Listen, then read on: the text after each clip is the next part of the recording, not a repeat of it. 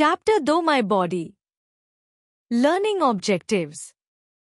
After reading this lesson, the children will learn about external parts of the body, about sense organs and their functions. शिक्षण उद्देश्य learning objectives. इस पाठ को पढ़ने के बाद बच्चे सीखेंगे शरीर के बाहरी हिस्सों के बारे में, इंद्रियों के अंगों और उनके कार्यों के बारे में। इस पैराग्राफ में बताया गया है कि यह पाठ बच्चों को शरीर के बाहरी हिस्सों और इंद्रियों के अंगों के बारे में जानकारी प्रदान करेगा। बाहरी हिस्से जैसे हाथ, पैर, आंखें और मुंह, जो हमारे शरीर की पहचान करते हैं, का परिचय दिया जाएगा। इसके साथ ही इंद्रियों के अंगों जैसे आंखें, दृष्टि, कान, श्रवण, नाक, सूंघने, जीभ, स्वाद और त्वचा, स्पर्श के कार्यों के बारे में समझाया जाएगा। बच्चों को इन अंगों की महत्वपूर्ण भूमिका के बारे में जागरूक करना आवश्यक है। Our body is like a machine. It is more wonderful than a machine. It can do many things which a machine cannot do. हमारा शरीर एक मशीन की तरह है। यह मशीन से भी अधिक अद्भुत है। यह कई ऐसे काम कर सकता है जो एक मशीन नहीं कर सकती। इस पैराग्राफ में बताया गया है कि हमारा शरीर एक जटिल मशीन की तरह कार्य करता है, लेकिन यह उससे कहीं अधिक अद्भुत है। शरीर में विभिन्न अंग और तंत्र हैं जो एक साथ मिलकर कार्य करते हैं, जैसे कि दिल, फेफड़े, मस्तिष्क और अन्य अंग। इन अंगों की विशेषताएं उन्हें ऐसी क्षमताएं प्रदान करती हैं जो मशीनों में नहीं होती, जैसे कि सोचने की क्षमता, भावनाएं और संवेदनशीलता। उदाहरण के लिए, जब हम खुश होते हैं या दुखी होते हैं, तो हमारा शरीर विभिन्न तरीकों से प्रतिक्रिया करता है। इस प्रकार मानव शरीर अपनी जटिलता और कार्यक्षमता के कारण मशीनों से कहीं अधिक शक्तिशाली और अद्वितीय है। Our body is made up of many parts. We can see some parts of our body. They are called the external parts. We cannot see some parts of our body. They are called the internal parts. All the parts of the body do special jobs. हमारा शरीर कई हिस्सों से बना है। हम अपने शरीर के कुछ हिस्सों को देख सकते हैं। इन्हें बाहरी हिस्से, एक्सटर्नल पार्ट्स, कहा जाता है। हम अपने शरीर के कुछ हिस्सों को नहीं देख सकते हैं। इन्हें आंतरिक हिस्से, इंटरनल पार्ट्स, कहा जाता है। इस पैराग्राफ में बताया गया है कि हमारा शरीर विभिन्न हिस्सों से मिलकर बना होता है, जो दो मुख्य श्रेणियों में विभाजित किया जा सकता है: बाहरी और आंतरिक हिस्से। बाहरी हिस्से जैसे हाथ, पैर, आंखें और मुंह हमें दिखाई देते हैं और इनका उपयोग हम रोजमर्रा के कार्यों में करते हैं। दूसरी ओर, आंतरिक हिस्से जैसे हृदय, फेफड़े और मस्तिष्क हमें दिखाई नहीं देते, लेकिन ये हमारे शरीर की कार्यप्रणाली के लिए अत्यंत महत्वपूर्ण हैं। सभी हिस्से अपने अपने विशेष कार्यों को पूरा करते हैं, जिससे हमारा शरीर समुचित रूप से कार्य कर पाता है। Let us learn about the external parts of the body. शरीर के सभी हिस्से विशेष कार्य करते हैं। आइए हम शरीर के बाहरी हिस्सों के बारे में सीखते हैं। एक upper limbs. We have two upper limbs. Each upper limb has an arm and hand. The arm consists of the wrist, forearm, elbow and shoulder. एक ऊपरी अंग, upper limbs. हमारे पास दो ऊपरी अंग होते हैं। प्रत्येक ऊपरी अंग में एक हाथ और एक कलाई होती है। हाथ में कलाई, पूर्वभुज, forearm, कोहनी, elbow और कंधा, shoulder शामिल होता है। इस पैराग्राफ में बताया गया है कि मानव शरीर में ऊपरी अंगों की संरचना कैसे होती है। ऊपरी अंगों में दो हाथ शामिल होते हैं, जो कि हमारे दैनिक कार्यों जैसे लिखने, खाने और वस्तुओं को उठाने में मदद करते हैं। प्रत्येक हाथ विभिन्न भागों में बंटा होता है। कलाई, जो हाथ को पूर्वभुज से जोड़ती है। पूर्वभुज, जो कोहनी से कलाई तक फैली होती है। कोहनी, जो हाथ को ऊपरी भुजा से जोड़ती है। और कंधा, जो ऊपरी अंग को धड़ से जोड़ता है। ये सभी अंग मिलकर ऊपरी अंगों की गति और कार्यप्रणाली को सुनिश्चित करते हैं, जिससे हम विभिन्न गतिविधियों को कर पाते हैं। The hand consists of fingers and thumb. We use our arms and hand for holding, picking, pushing and throwing things. We also use them for writing and eating. हाथ में उंगलियां और अंगूठा होता है। हम अपने हाथों और बाहों का उपयोग चीजों को पकड़ने, उठाने, धकेलने और फेंकने के लिए करते हैं। हम उनका उपयोग लिखने और खाने के लिए भी करते हैं। इस पैराग्राफ में बताया गया है कि हाथ का निर्माण कैसे होता है और इसका उपयोग किस प्रकार किया जाता है। हाथ में 5 उंगलियां और 1 अंगूठा होता है, जो हमें वस्तुओं को सही तरीके से पकड़ने और संचालित करने में मदद करते हैं। हाथ और बाह का उपयोग न केवल दैनिक कार्यों में, जैसे चीजों को उठाना या धकेलना, बल्कि लेखन और खाने जैसे महत्वपूर्ण कार्यों में भी किया जाता है। इस प्रकार हाथ और बाह हमारे जीवन की कई गतिविधियों के लिए आवश्यक हैं, और ये हमारे समग्र कौशल और समर्पण में महत्वपूर्ण भूमिका निभाते हैं। Though the lower limbs, we have two lower limbs. Each lower limbs has a leg and a foot. The leg consists of the hip, thigh, knee and calves. दो निचले अंग, the lower limbs. हमारे पास 2 निचले अंग होते हैं। प्रत्येक निचले अंग में एक पैर और एक पैर का तलवा, फुट, होता है। पैर में कूल्हा, हिप, जांघ, थाई, घुटना, नी और काव्स शामिल होते हैं। इस पैराग्राफ में बताया गया है कि मानव शरीर में निचले अंगों की संरचना कैसे होती है। निचले अंगों में 2 पैर शामिल होते हैं, जो हमें चलने, दौड़ने और कूदने में मदद करते हैं। प्रत्येक पैर कई भागों में विभाजित होता है। कूल्हा, जो पैर को धड़ से जोड़ता है। जांघ, जो घुटने से कूल्हे तक फैली होती है। घुटना, जो पैर को मोड़ने की अनुमति देता है। और काव्स, जो पैरों की स्थिरता और शक्ति में सहायता करता है। ये सभी अंग मिलकर निचले अंगों की गतिशीलता और कार्यप्रणाली को सुनिश्चित करते हैं, जिससे हम विभिन्न गतिविधियां आसानी से कर पाते हैं। The foot consists of the ankle, heel and toes. We use our legs and feet for running, walking, jumping, cycling and many more things. पैर में एंकल, एड़ी, हील और अंगुलियां, टोज, होती हैं। हम अपने पैरों और पैरों का उपयोग दौड़ने, चलने, कूदने, साइकिल चलाने और कई अन्य कार्यों के लिए करते हैं। इस पैराग्राफ में बताया गया है कि पैर की संरचना कैसे होती है और इसका उपयोग किस प्रकार किया जाता है। पैर में एड़ी, जो पैरों को संतुलन प्रदान करती है। एंकल, जो पैर की गति में सहायता करती है। और अंगुलियां, जो चलने और संतुलन बनाए रखने में मदद करती हैं।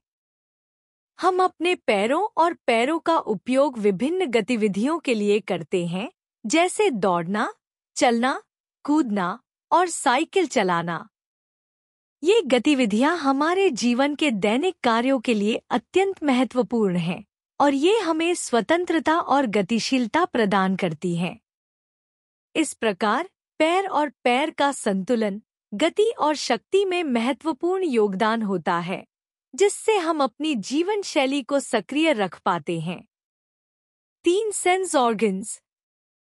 We have 5 sense organs. They are eyes, ears, nose, tongue and skin. These sense organs tell us about our surroundings. These sense organs are sometimes called the magic organs. हमारे पास 5 इंद्रियां, सेंस ऑर्गन्स होती हैं। ये हैं आंखें, eyes, कान, years, नाक, knows, जीभ, टंग और त्वचा, स्किन। इंद्रियां हमें अपने आसपास की जानकारी देती हैं। इंद्रियों को कभी कभी जादुई अंग, मैजिक ऑर्गन्स भी कहा जाता है। इस पैराग्राफ में बताया गया है कि मानव शरीर की इंद्रियां कैसे कार्य करती हैं और क्यों इन्हें महत्वपूर्ण माना जाता है। इंद्रियां हमारे अनुभवों और पर्यावरण के प्रति हमारी जागरूकता को बढ़ाती हैं। आंखें हमें देखने की क्षमता देती हैं, कान सुनने में मदद करते हैं, नाक गंध पहचानती है, जीभ स्वाद का अनुभव कराती है और त्वचा स्पर्श और तापमान को महसूस करती है। ये सभी इंद्रियां मिलकर हमें हमारे चारों ओर की दुनिया को समझने और उस पर प्रतिक्रिया करने की क्षमता प्रदान करती हैं। इसलिए इंद्रियां हमारे जीवन में जादुई अंगों के समान होती हैं। The eyes, our eyes help us to see things. They need light to see the things we cannot see in the dark. Our eyes also make tears. Tears protect the eyes from drying out. हमारी आंखें, eyes, हमें चीजें देखने में मदद करती हैं। उन्हें चीजों को देखने के लिए प्रकाश, लाइट की आवश्यकता होती है। हम अंधेरे में नहीं देख सकते। हमारी आंखें आंसू, टीयर्स भी बनाती हैं। आंसू आंखों को सूखने से बचाते हैं। इस पैराग्राफ में बताया गया है कि आंखें कैसे कार्य करती हैं और उनकी विशेषताएं क्या होती हैं। आंखें प्रकाश की सहायता से वस्तुओं को देखने का कार्य करती हैं, जो हमें हमारे आसपास की दुनिया का अनुभव करने में सक्षम बनाती हैं। अंधेरे में प्रकाश की अनुपस्थिति के कारण हम कुछ नहीं देख सकते। इसके अतिरिक्त आंखों द्वारा बनाए गए आंसू एक सुरक्षा तंत्र का काम करते हैं, जो आंखों को सूखने से बचाते हैं और उन्हें स्वच्छ रखते हैं। आंसू आंखों की नमी को बनाए रखने के साथ साथ किसी भी बाहरी धूल या अशुद्धियों को बाहर निकालने में भी मदद करते हैं। इस प्रकार आंखें हमारे जीवन में देखने की क्षमता का मुख्य स्रोत हैं। The ears, our ears help us to hear sounds. The external part of the ear catches the sound from the air. The sound goes to the internal parts of the ear and we hear the sound. हमारे कान, ears, हमें ध्वनियां सुनने में मदद करते हैं। कान का बाहरी हिस्सा हवा से ध्वनि, साउंड को पकड़ता है। ध्वनि कान के आंतरिक हिस्सों में जाती है और हम उसे सुनते हैं। इस पैराग्राफ में बताया गया है कि कान कैसे कार्य करते हैं और ध्वनि को सुनने की प्रक्रिया क्या होती है। कान का बाहरी हिस्सा ध्वनि तरंगों को इकट्ठा करता है, जो हवा में फैली होती हैं। जब ये ध्वनि तरंगे कान के अंदर पहुंचती हैं, तो वे आंतरिक हिस्सों द्वारा संसाधित होती हैं, जिससे हमें सुनने की क्षमता मिलती है। यह प्रक्रिया हमें पर्यावरण से जुड़े विभिन्न ध्वनियों को समझने और उन पर प्रतिक्रिया देने की अनुमति देती है।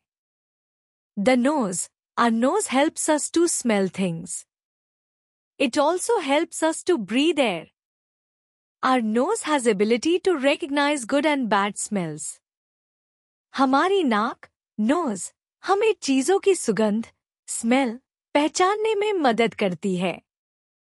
यह हमें हवा, एयर, को भी सांस लेने में सहायता करती है। हमारी नाक में अच्छे और बुरे सुगंधों को पहचानने की क्षमता होती है। इस पैराग्राफ में बताया गया है कि नाक कैसे कार्य करती है और उसकी विशेषताएं क्या होती हैं। नाक का मुख्य कार्य सुगंधों को पहचानना है, जो हमें हमारे चारों ओर के वातावरण को समझने में मदद करती है। यह हमें खाने की चीजों की ताजगी या बासीपन का अनुभव कराने में महत्वपूर्ण है। इसके अलावा नाक हवा को सांस में लेने की प्रक्रिया में भी योगदान देती है, जिससे शरीर को ऑक्सीजन मिलती है। नाक में मौजूद विशेष संवेदनशील तंतु अच्छे और बुरे सुगंधों को पहचानने की क्षमता प्रदान करते हैं, जिससे हम हानिकारक पदार्थों या स्थिति से बचने का निर्णय ले सकते हैं। इस प्रकार नाक हमारी जीवित रहने और स्वास्थ्य के लिए आवश्यक होती है और इसे साफ रखना आवश्यक है। The tongue. Our tongue helps us to taste things. It also helps us to speak and sing. Our tongue has many taste buds on it. They tell us whether thing is sweet, sour, bitter or salty. हमारी जीभ, टंग, हमें चीजों का स्वाद, test लेने में मदद करती है। यह हमें बोलने, स्पीक और गाने, सिंग में भी सहायता करती है। हमारी जीभ पर कई स्वाद कलिकाएं, टेस्ट बड्स होती हैं, जो हमें बताती हैं कि कोई चीज मीठी, स्वीट, खट्टी, सौ, कड़वी, बिटर या नमकीन, साल्टी है। इस पैराग्राफ में बताया गया है कि जीभ कैसे कार्य करती है और इसके क्या-क्या कार्य होते हैं। जीभ का मुख्य कार्य खाने के स्वाद को पहचानना है, जो हमें विभिन्न खाद्य पदार्थों का आनंद लेने में मदद करता है। स्वाद कलिकाएं हमें विभिन्न प्रकार के स्वादों को पहचानने में सहायता करती हैं, जिससे हम अपने भोजन का चयन कर सकते हैं। इसके अलावा जीभ बोलने और गाने में भी महत्वपूर्ण भूमिका निभाती है। यह हमें सही ढंग से शब्दों को उच्चारित, प्रोनाउंस करने और गाने के लिए आवश्यक ध्वनियों को बनाने में मदद करती है। इस प्रकार जीभ न केवल हमारे भोजन के अनुभव को बढ़ाती है, बल्कि हमारे संवाद, कम्युनिकेशन का भी एक अनिवार्य हिस्सा है। The skin. Our skin helps us to feel things whether they are hot or cold, hard or soft, or rough or smooth. The skin covers our body from the outside. हमारी त्वचा, skin, हमें चीजों को महसूस, feel करने में मदद करती है, चाहे वे गर्म, हॉट हो या ठंडी, कोल्ड, कठोर, हार्ड हो या नरम, सॉफ्ट या खुरदुरी, रफ हो या चिकनी, स्मूथ। त्वचा हमारे शरीर को बाहर से ढकती है। इस पैराग्राफ में बताया गया है कि त्वचा हमारे शरीर का एक महत्वपूर्ण हिस्सा है, जो हमें हमारे चारों ओर के वातावरण को समझने में मदद करती है। त्वचा तापमान, टेम्परेचर, बनावट, टेक्सचर और सतह की विशेषताओं को पहचानने की क्षमता रखती है, जिससे हम अपने आसपास की चीजों का सही अनुभव कर सकते हैं। यह बाहरी दुनिया से हमारे शरीर की रक्षा, प्रोटेक्ट करती है और एक प्रकार की सुरक्षा कवच, प्रोटेक्टिव बैरियर के रूप में कार्य करती है। त्वचा विभिन्न संवेदनाओं को संवेदी तंत्रिकाओं, सेंसरी नर्व्स के माध्यम से मस्तिष्क तक पहुंचाती है, जिससे हमें यह समझने में मदद मिलती है कि क्या कुछ गर्म है या ठंडा, या क्या कोई सतह खुरदुरी है या चिकनी। Special people. There are some people who cannot see, hear, speak or walk. They are called special people as they need special care. कुछ लोग हैं जो देख, सी, सुन, hear, बोल, speak या चल, walk नहीं सकते। इन्हें विशेष लोग, special people कहा जाता है क्योंकि इन्हें विशेष देखभाल, केयर की आवश्यकता होती है। इस पैराग्राफ में बताया गया है कि विशेष लोग वे होते हैं जो शारीरिक रूप से कुछ चुनौतियों का सामना करते हैं, जैसे दृष्टिहीनता, ब्लाइंडनेस, बधिरता, डेफनेस, मूकता, म्यूटिज्म या गतिशीलता में कमी, मोबिलिटी इम्पेयरमेंट। इसके बावजूद कई विशेष लोग अद्वितीय प्रतिभा, यूनिक टैलेंट और क्षमता, कैपेबिलिटी के साथ जीवन में सफल होते हैं। इन लोगों ने अपनी बाधाओं को पार करते हुए असाधारण उपलब्धियां, अचीवमेंट्स प्राप्त की हैं, जैसे कि लेखन, कला, विज्ञान और खेल में। Let us learn about some special people who achieved great heights in their lives. आइए हम कुछ विशेष लोगों के बारे में सीखते हैं, जिन्होंने अपने जीवन में महान ऊंचाइयों, ग्रेट हाइट्स को हासिल किया है। Louis Braille. Louis Braille was only 3 years old when he hurt his eyes and became visually challenged, blind. When he grew up, he devised a way of printing books for the visually challenged. The letters in such books have raised dots. Visually challenged people can read such books by moving their fingers over these dots. This script is called the Braille script. Louis Braille केवल 3 साल के थे जब उन्होंने अपनी आंखों को चोट पहुंचाई और दृष्टिहीन, विजुअली चैलेंज्ड हो गए। जब वह बड़े हुए तो उन्होंने दृष्टिहीन लोगों के लिए किताबें प्रिंट करने का एक तरीका निकाला। ऐसी किताबों में अक्षर उठे हुए बिंदुओं, रेज्ड डॉट्स के रूप में होते हैं। दृष्टिहीन लोग अपने अंगुलियों को इन बिंदुओं पर घुमाकर ऐसी किताबें पढ़ सकते हैं। इस लिपि को ब्रेल लिपि, ब्रेल स्क्रिप्ट कहा जाता है। इस पैराग्राफ में बताया गया है कि लुई ब्रेल एक अद्वितीय व्यक्ति थे जिन्होंने अपने दृष्टिहीनता के अनुभव, एक्सपीरियंस को सकारात्मक दिशा में बदल दिया। जब उन्होंने अपनी आंखों की रोशनी खोई तो उन्होंने अपने लिए और अन्य दृष्टिहीन लोगों के लिए पढ़ाई की बाधाओं को पार करने का प्रयास किया। उनकी विकसित की गई ब्रेल लिपि ने शिक्षा, एजुकेशन के क्षेत्र में एक क्रांति, रेवोल्यूशन ला दी, जिससे लाखों दृष्टिहीन लोगों को पढ़ने और लिखने में सहायता मिली। ब्रेल लिपि में उठे हुए बिंदुओं का उपयोग होता है, जिससे व्यक्ति अपनी अंगुलियों के माध्यम से शब्दों को पहचान सकता है।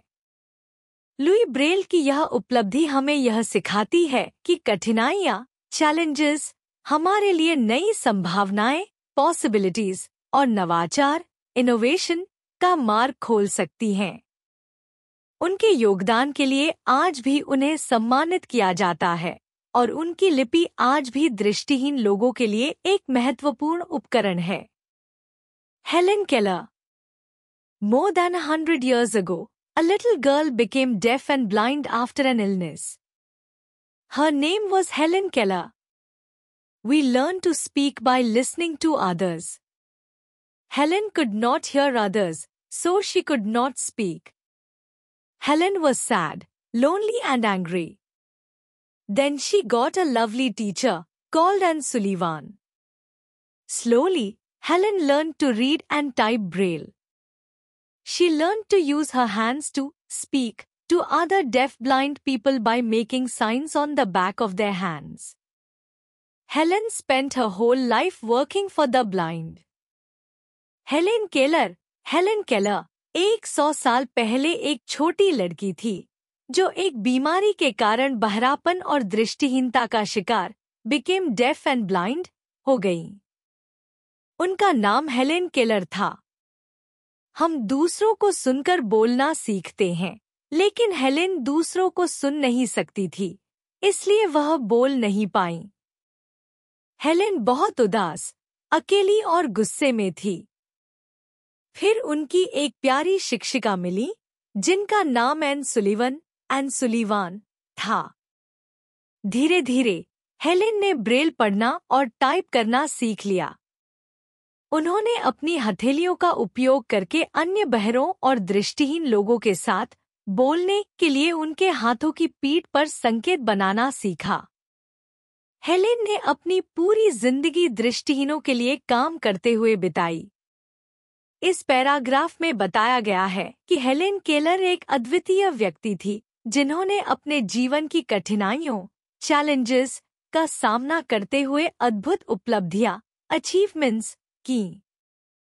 एक गंभीर बीमारी के कारण उनकी सुनने और देखने की क्षमता खो गई, लेकिन उनकी शिक्षिका एन सुलिवन ने उन्हें एक नई दिशा दी। हेलेन ने न केवल ब्रेल पढ़ने और लिखने की कला सीखी, बल्कि उन्होंने अन्य बहरों और दृष्टिहीन लोगों के साथ संवाद करने के लिए एक अनूठा तरीका भी विकसित किया। उनका यह प्रयास हमें सिखाता है कि हम अपनी कठिनाइयों को पार कर सकते हैं, यदि हमारे पास सही मार्गदर्शन और समर्थन हो। हेलेन के कार्यों ने विश्व भर में दृष्टिहीनों के अधिकारों, राइट्स और कल्याण, वेलफेयर के लिए जागरूकता बढ़ाई। उन्होंने एक प्रेरणादायक उदाहरण प्रस्तुत किया कि कैसे एक व्यक्ति अपने विपरीत परिस्थितियों, एडवर्स सर्कमस्टेंसेस, को चुनौती देकर समाज में एक महत्वपूर्ण बदलाव ला सकता है। हेलेन के जीवन की कहानी आज भी लाखों लोगों के लिए प्रेरणा का स्रोत है। सुधा चंद्रन। बस crashed into a mini bus in 1981. In the mini bus was dancer who lost leg in the accident. But she did not give up. She learned to dance with an artificial leg. The name of this brave dancer and actress is Sudha Chandran. She is also a famous movie actress. Sudha Chandran एक प्रसिद्ध नर्तकी और अभिनेत्री हैं। 1981 में एक बस ने एक मिनी बस से टकरा गई। उस मिनी बस में एक नर्तकी थी जिन्होंने इस हादसे में अपना एक पैर खो दिया, लेकिन उन्होंने हार नहीं मानी। उन्होंने कृत्रिम पैर, आर्टिफिशियल लेग, के साथ नृत्य करना सीखा। इस साहसी नर्तकी और अभिनेत्री का नाम सुधा चंद्रन है। वह एक प्रसिद्ध फिल्म अभिनेत्री भी हैं। इस पैराग्राफ में बताया गया है कि सुधा चंद्रन ने कठिनाइयों का सामना करते हुए अपनी अद्वितीय प्रेरणा, इंस्पिरेशन, को साबित किया। एक भयानक दुर्घटना के परिणामस्वरूप जब उन्होंने अपना एक पैर खोया, तो उनकी आशाएं और सपने, ड्रीम्स, टूट सकते थे। लेकिन उनकी दृढ़ता और साहस ने उन्हें फिर से नृत्य करने और जीवन को नए सिरे से जीने की प्रेरणा दी।